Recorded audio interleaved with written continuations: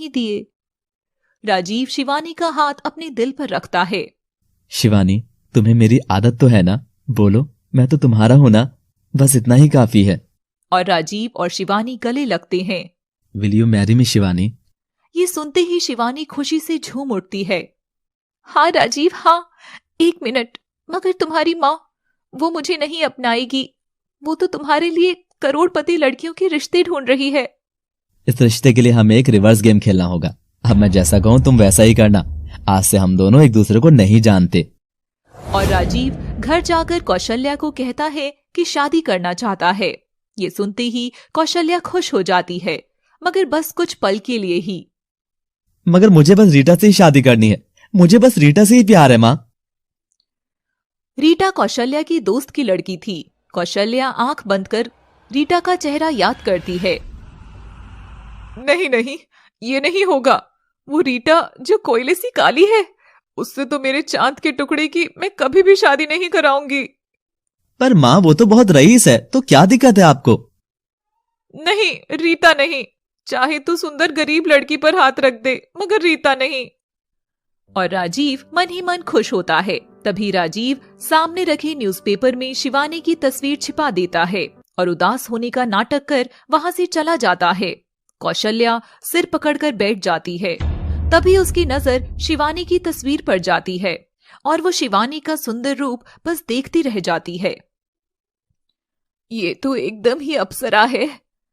Kaushalya phone उठाकर अपने पंडित जी को कॉल करती है। पंडित जी, मैंने अभी आपको एक लड़की की तस्वीर व्हाट्सएप करी है। मुझे इसके खानदान के बारे में बताइए। और कुछ देर में पंडित का वापस फोन आता है। बेटी, ये तो एक मामूली अकाउंटेंट की बेटी है। ये रिश्ता तो अपने राजीव के लायक नहीं है।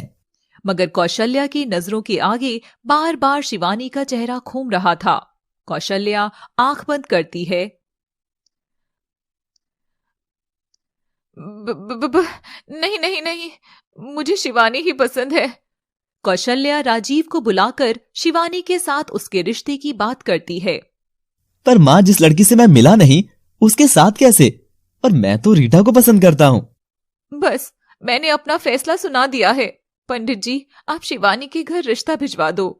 अब राजीव की तो खुशी की कोई सीमा ही नहीं रही। तो अब हमें कोई भी अलग नहीं कर सकेगा। और शिवानी और राजीव कमरे से बाहर आते हैं। माँ बाबा, मुझे शिवानी पसंद है। और सब लोग खुश होकर शादी की तैयारियां शुरू करते हैं। शिवानी दुल्हन बनकर मंडप में आती है। सब लोग उसे देखते रह जाते हैं। आखिर हम एक हो ही गए मेरी जान। और पंडित जी शिवानी और राजीव के फेरे कराने लगते हैं। तभी शिवानी को देखकर राजीव के दोस्त बातें करने लगते हैं। आखिर राजीव ने अपनी पसंद की लड़की से शादी कर ही ली। क्या किस्मत पाई है यार राजीव ने। कॉलेज की सबसे सुंदर लड़की अब उसकी बीवी होगी। मगर उन दोस्तों की बात छिपकर कौशल्या सुन लेती है।